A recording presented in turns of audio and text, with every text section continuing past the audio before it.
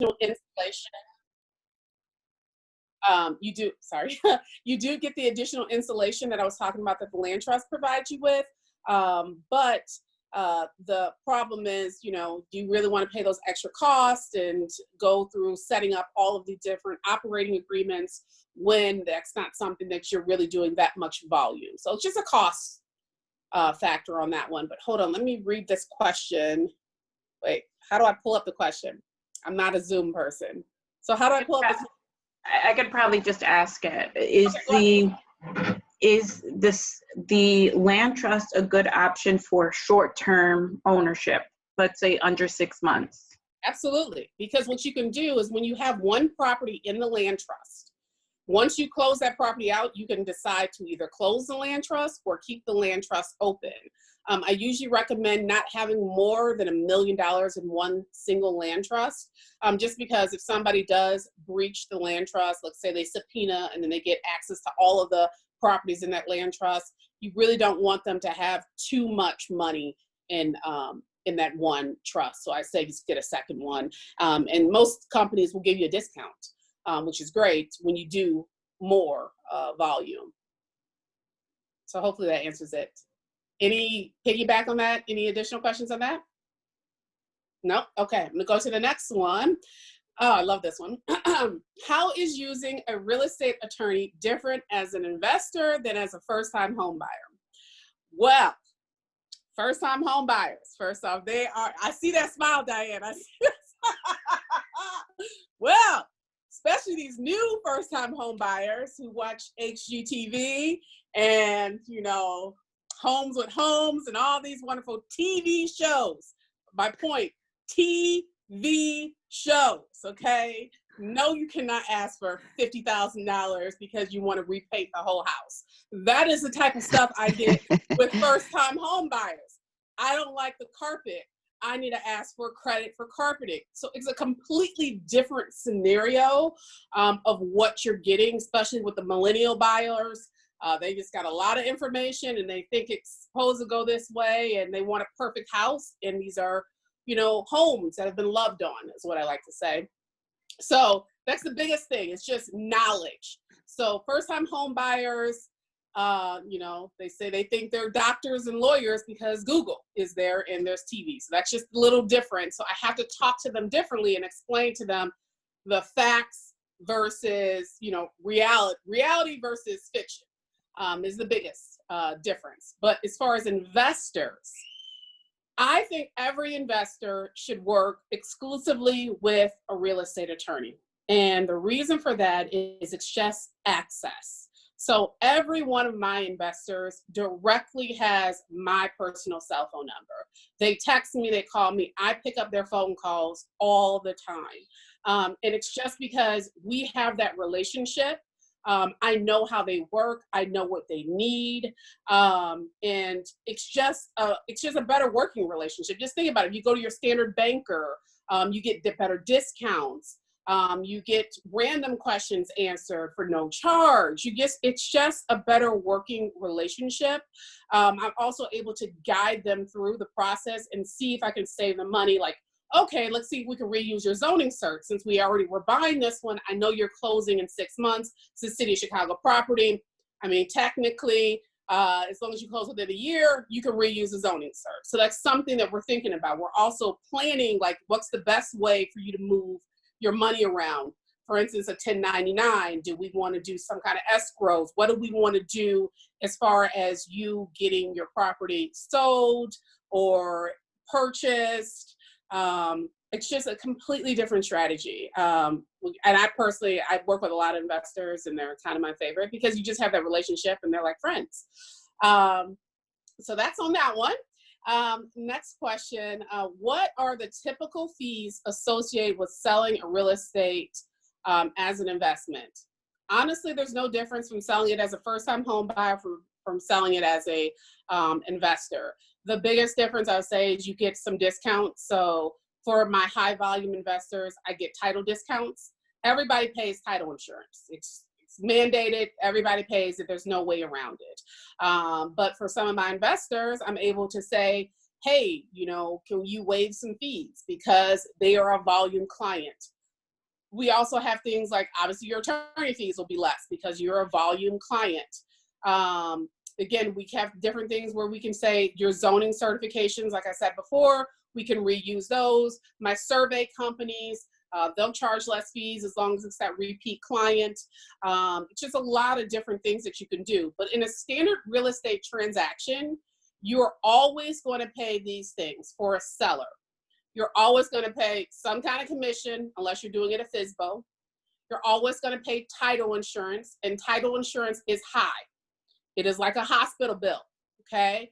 It's just, you don't know where your money's going. They charge you $45 just to accept your money. It's just a high transactional cost that we all have to pay. You're paying taxes, whether it be county, city, state, your municipalities. You're going to be paying transfer stamps sometimes. You're going to be paying your water bills. You're always going to pay for a survey unless it's a condo. You're going to pay an attorney. If you're smart, you're going to be paying a real estate attorney and not a criminal attorney or a family law attorney. And let me see, what else is a standard fee that I see? Oh, you're always going to pay your taxes, your property taxes. So we're always in arrears in Cook County, Will County, this entire state, where we pay in arrears. So right now we're paying 2019's bill, even though it's 2020. I always get a lot of questions about that, especially from first-time home buyers. You do pay, or first-time home sellers as well, you just pay your taxes in arrears. So you would be paying 2019 right now and 2020 to a new owner if you are selling a property in today's market. All right, any questions before I flip to the next one? No? Okay, that means I'm doing a good job, okay? And you guys are all still looking at me, which is also a very good sign of knowledge here. Okay, this is another good one. So what are the major differences when using a real estate attorney for purchasing residential versus commercial? So now it's vast, because residential and commercial are two completely separate categories. So a lot of times people say it's commercial because the city of Chicago says when you're selling a unit that is 6 units or more, is considered commercial. But that's not necessarily the way real estate attorneys look at it as far as that being commercial. Commercial more so is selling a business, a strip mall.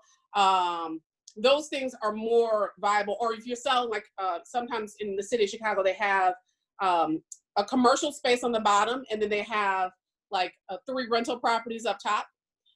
Those are really considered commercial. And the reason why I'm saying that's considered commercial is because with commercial transactions, you have a different survey.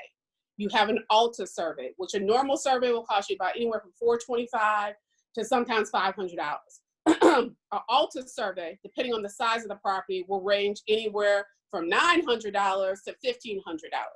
You're also doing different inspections. So sometimes you have to do a phase 1, a phase 2 inspection. Those type of inspections are about $2,000 to $2,500 per one, versus a regular homeowner inspection for a residential property, you're looking at a couple of $100, $500 to let you know how is the structure of the building, how is the foundation, all that stuff like that. But again, in commercial, you're looking at the environmental, has any oil seeped in there, what's really going on, what was the property used as. So it's a completely different avenue. Now, if you're talking about just a rental property, which I think most people are when they say commercial, we're going to ask for leases. We want to see rent rolls. We want to see, what were the expenses that the previous owner had paid, like maintenance fees I usually ask for. I want to see what the electrical bills were like, just so a true purchaser or seller can get a true accounting of what they're walking into. It's kind of like an audit. So in condo law, we call it there's a law for it. It's called a 22.1 disclosure, where they disclose, where all the money is going for the entire building. That is what you're doing when you're talking about a commercial unit for 5 units or 6 units and above for the city of Chicago. We're really looking at what out-of-pocket fees are there. So hopefully that gives you a good comparison of residential versus commercial. Do I have any follow-up questions on that one? No? No? Okay. Now I got an interesting one over here, which I'm like, I think this is more so geared to first-time home buyers, because the question is, what questions that investors should ask their attorney that they don't? And honestly, the only question I get from my investors is, Attorney Jarrett, how can I save more money on this transaction? How can I spend the least amount of money possible on this transaction or protect myself for future transactions? Those are the only questions I honestly get, which are great. So I don't get any questions that they shouldn't ask me, because when you are an investor, you have been around, and you see a lot of things, you hear a lot of things. I do, though, I'm going to talk about this one, wholesale deals. I don't like them. I can't stand them, honestly. I know a lot of people with these wholesale contracts, and I'm going to sign this, and I'm going to give you $10,000 over here to do this assignment contract. A lot of investors do those because there are a lot of programs out there that says, you know, you get under contract, you get this earnest money, and then, you know, you find yourself a buyer, and then you get a check on the back end when it closes. Those typically never work out. And I'm going to explain why assignment contracts don't work. So first off, if you are buying it from somebody else, that means you have to find somebody that's going to buy it from you at a higher price. And right now, let's talk about COVID, because COVID is very important. Anybody doing that kind of deal is getting private hard money.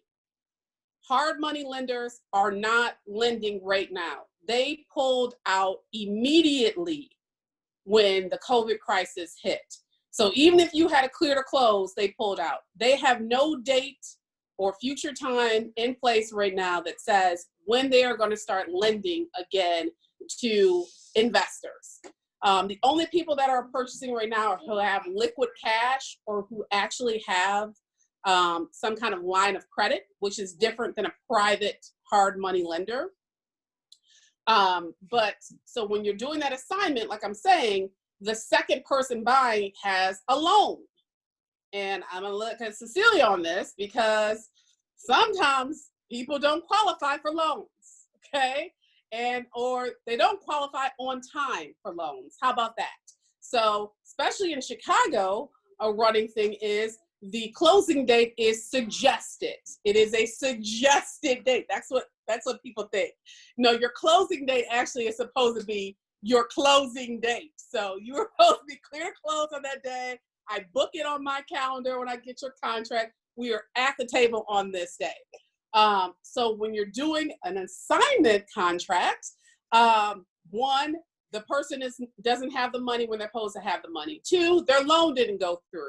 Three, they had a hard money lender, and that hard money lender said, oh, the value of the property is not high enough. So it's the ARV.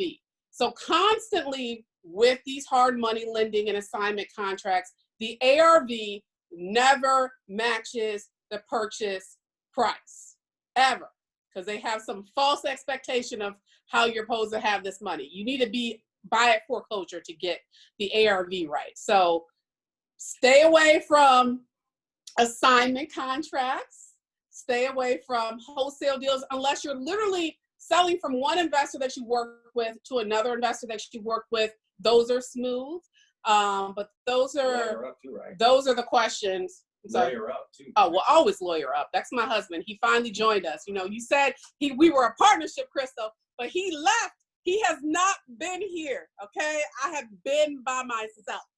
Okay, with these kids running around. But so definitely, yes, obviously lawyer up. But those are all of my questions that I have here. I wanted to see if anybody had any questions. I hope I've answered everybody's questions and gave them a little comedy on the back end. All up in my shot now. You see that? All up in my shot. No. Flint, Michigan, represent all day and night. Oh. So, Crystal, I mean, do we have any more questions on the list, or? I'm looking. What else? I don't see any questions right now. I'm just see if we can give everyone a few more minutes to ask Sure. more questions. All right, stow away. Jarrett? Well, let me ask some questions. So I know what Diane does, I know what Cecilia does, I know what Crystal does. So anybody on here that is actually an investor, first-time home buyer, interested person, looking to enter the market, because I know rates are phenomenal right now, right? Cecilia, say yes, the rates are amazing. But I know we got some agents. You got a question, go ahead. Did you answer the question on the biggest mistake most investors make? Did you? Well, I said the assignment contracts. Oh, That's the biggest one that I have. Yeah. Okay. I hate those. And I hate private lenders. Oh, here's another one. This one is good. I just thought of one. Do not write cash on a purchase contract when you are using a private lender. It is not cash. Cash means you go to the bank, you withdraw the funds, and you wire it to the place. If you can't write a check, it's not cash. That's funny money. That's not. And then you want a mortgage contingency extension because your lender's not on time, or you want a value issue because the ARV didn't come in right. That's no. That's actually a breach of contract because that wasn't the terms that we agreed to. That's not right here. So I don't have any more. I can talk about COVID. I can talk about closings right now under COVID. How about that? How about closings under? Talk about why we're protecting our clients and doing POAs so and not having them go to the closing table. Right. I'm not sure what other attorneys are doing. Diane, I don't know if you can even chime in on this. But we are not having any of our buyers or people like that come to closings. We are doing actual POAs. We at Austin Jarrett, obviously, we're a family-run business. And my thing is health and safety. I mean, they already killing enough of us just by sitting in our car, to be honest. And so I just want us to be as safe as possible. We're very hard hit with this whole dynamic of COVID. And I see, Crystal, what's a POA? So it's a power of attorney. So what we're doing is we're having a limited power of attorney that we can sign their loan docs for them. So they do not attend. We technically do not attend. The title company will send us their entire loan package prior to closing. And what I like about doing the power of attorney is I can do a meeting just like this and go over the documents with my client. So it's kind of like we're face to face. I can explain to them saying, okay, this is your note. This is what the terms of the note are. And I actually still have that kind of relationship with them where I'm talking to them and explaining the docs and making sure they have a clear understanding. And we're both being safe. You know, I'm at home, they're at their homes. And it's just something that is what we're doing right now. I know some attorneys are attending, but if they're attending, they're not even in the same room with their client. So I don't know how you communicate necessarily with that. What's your view on this, Diane? I've been doing email closings. Yes. So they email the package. You've got to have a lender though that can get the package to you ahead of time. Right. It's useless. Like the first one I did was a drive-by closing, which was ridiculous. Where they sat in their car and I sat in my car, but I couldn't go over the documents with them, which would be the purpose of them having me there. So they had to sign all the documents, then they had to bring them to my car, and then I had to sit there and go through them. And then I had to go back and discuss the documents with them. It was a mess. So, you know, if the lender can email the documents ahead of time and you can review them with the client, then you basically have serviced your client.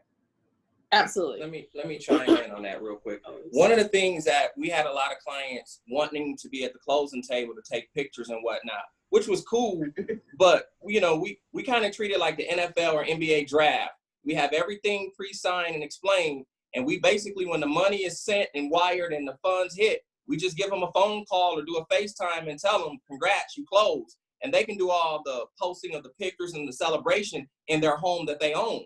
If no one wants to, no one wants to go to the closing table to put others in harm's way. So we do it more electronic to where it's just seamless. It's easy, fun, fast. They can still get their closing pictures at their home and not risk their lives to sign some piece of paper. So basically the email closing is the best one, but it really dictates on the lender, making sure that obviously we get the loan packages there on time, as well as getting the power of attorneys approved from my end. So we like to send a blank power of attorney of what the proposed power of attorney is first to the lenders for them to approve prior to our clients executing, just to make sure, we've had crazy things like attorneys can't be the power of attorney. How about that one, Diane? Have you heard that? The attorney cannot be the power of attorney. Do not use Quicken Loans, okay? Use real lenders, please. Don't say, you can't say okay, well, all right. I'm disclaimer, not gonna say it. Disclaimer. You can't say that. I can't say don't. Edit that out. I'm just saying, use somebody maybe in our state, okay? Somebody that you can really communicate with. Talk to, text, email, and they're not gonna forward you to 15 different extensions. Yeah. That's what I was going to ask you, Shani. I was going to ask you, how long does it typically take for the lender to approve the power of attorney? Because I know that we will allow that, but our closing department does request that they are seeing what that power of attorney looks like at least 10 to 12 days before closing is happening. So right now, what we are doing right now is, because of the crisis, immediately we are letting our lenders know. So once we get a contract in, we're explaining the situation to our clients, like, hey, like, look, here's the situation. I don't want you at risk. I don't want to be at risk. It's not worth it. Let's get this signed. We do a letter of explanation in the beginning. So when the contract comes in, we do a letter of explanation saying that due to the current pandemic and stay-at-home orders, I will not be attending. I'm either going to do a power of attorney or I'll do the curbside, and I need my documents 2 to 3 days in advance for my attorney to review. But it's all being done up front. Honestly, in real estate, communication is the best part. When you have a great team or people that you have worked with before, it's a better experience. It's no nonsense. Somebody that you can pick up the phone and call. It's really important. But I know closings are taking longer under the COVID crisis. So normally it's going to be an hour to hour and a half. Right now, some of my closings are 2 to 3 hours long. So I can't do the same volume. Obviously, it's harder with the purchases that you have to scan docs and kind of explaining with your clients. So that's one different factor. And a lot of people ask me, what do I think about the market right now? The market is moving. I would say it's more like a early spring, late fall market right now, but people are still buying and selling. Higher end properties are moving a little slower. Anything under 400,000 is still moving. And I still think they're great investments. I literally had an investor who bought a home 2 weeks after COVID, and he was legitimately cash, bank cash, okay? And he was concerned, should he pull out? And honestly, when you're doing a rehab, everybody knows, rehab is 3 to 4 months. To really do a good job, it's 3 to 4 months. And I thought the market would be there. And he asked my opinion, and it was. And he pre-sold the house. It's not even finished yet. I mean, remember the crisis hit March. And we're closing next month. It was pre-sold because limited availability of certain products. So I don't want investors to be shy about still entering into the market. There's some really good deals. I had a property that was in what is that? Where's Nina live over there? What's that section? Woodlawn. So everybody knows Woodlawn is hot right now. I had a multiple offer Woodlawn, multiple unit property that was sky high. It went with 17 offers. When COVID hit, we couldn't find an offer. And somebody picked that up for $100,000 under the original 3 highest bidders. So just think, when that turns around, it's going to be worth $200,000 more. So I just don't want investors. I always tell my investors, don't be shy. You can get some really good deals right now, especially for people who are desperate. A lot of desperate folks out here right now. But yeah, I think this was a good meeting. It's good to see some friendly faces, more faces than I've seen in a long time. Jared, I have a question. Go ahead. A lot of people are excited about investing, but sometimes they don't think about the risk when you're actually owning the properties. Yes. Yes. And now with the environment of dealing with tenants, do you guys provide consultation or refer out for like evictions or dealing with tenants? Okay, we do tenants. So our office, obviously we're real estate based, so we do all things real estate. I've gotten a lot of calls from my investors who hold property and who have tenants who are not paying their rent, unfortunately.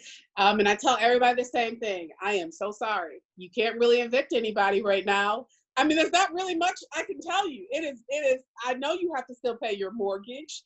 But these are the times we live in. It's unprecedented. I mean, as far as evictions, the courts are stated to open back up June 1st. Will anybody be evicted? They will not.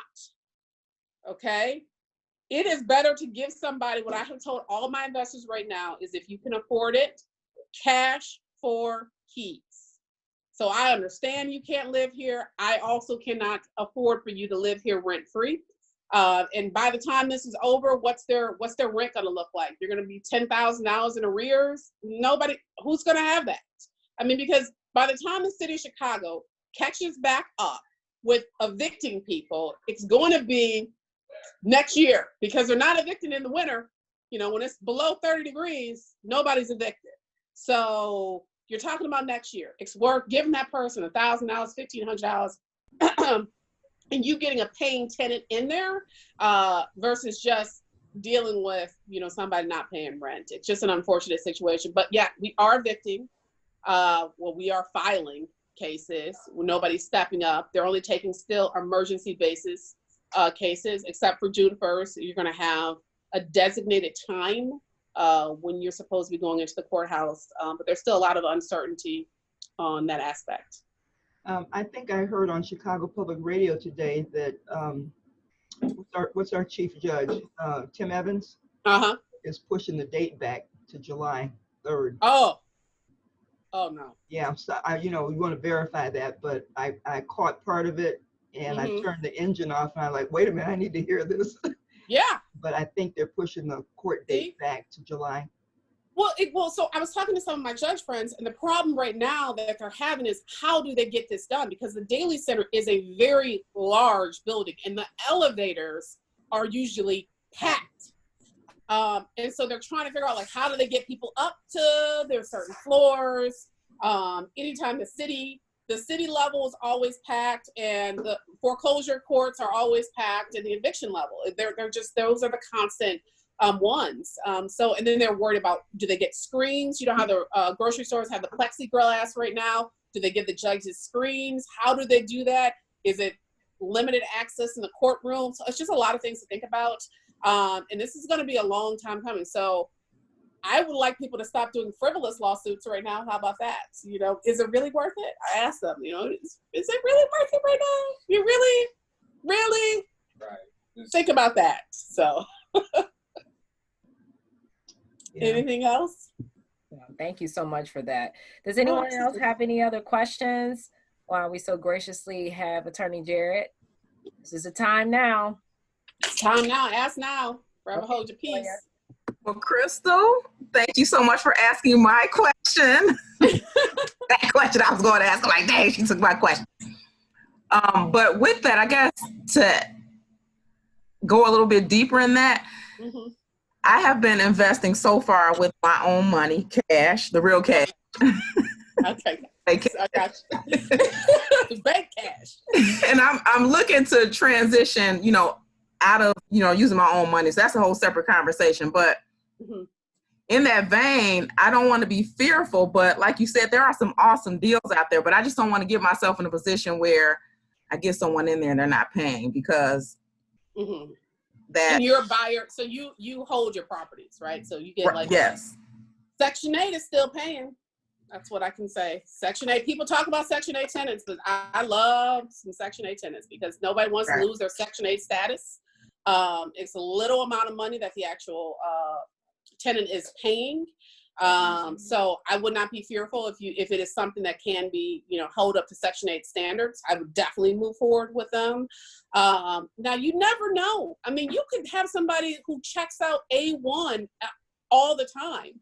And then they fall on hard times. It could happen to anybody. I mean, this is again, unprecedented times right now. So definitely be concerned about that. And the other thing I would say is verify tenants right now. So I have had tenants social media.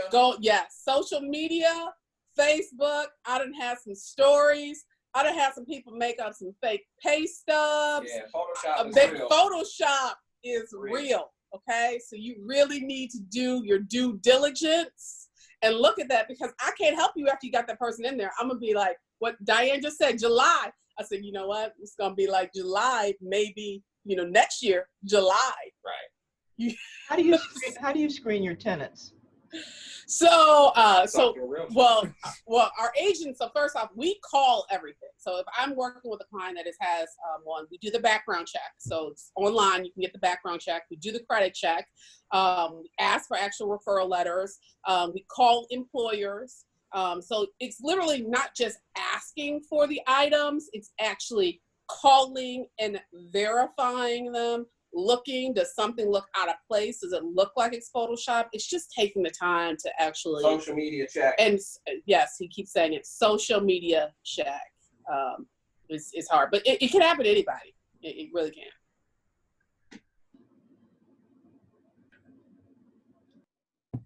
Okay, thank you. Absolutely. Thank you so much. Let's see. I'm just making sure. Anyone else in the room wanted to throw a question in right now? We have a few more minutes before we go back into the main room. And I was just checking over there, and they're wrapping up too. So I'm toggling between the two rooms. So I'm actually going to shut this room down in about 60 seconds and bring everybody back into the main room. Just okay. I didn't want to cut any conversation off that was happening. Okay, perfect. Okay. Thank you.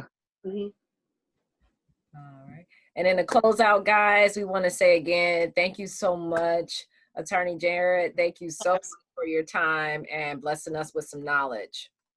My pleasure. My pleasure. Please hit us up. Use a real estate attorney. That's all I say is use it. You don't have to use me. I'll be calling a real estate attorney. Thank you so much. Because they're all not created equal.